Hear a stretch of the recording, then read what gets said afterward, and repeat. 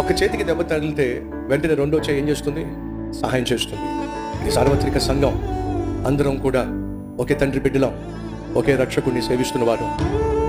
కాబట్టి ఎప్పుడైతే ఈ విషయం మా సహోదరులు వెళ్ళి జరిగిందంతా కూడా నాకు వివరించారో, అదే సమయంలో దిన సేవకులతో మాట్లాడుతున్నప్పుడు వాళ్ళు ఎంతగా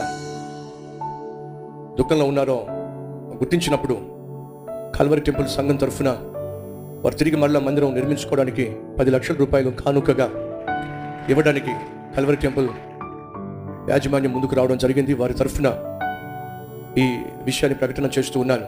దయచేసి గమనించండి, ఇది రహస్యంగానే ఇవ్వాలి అనేది నా ఆశ.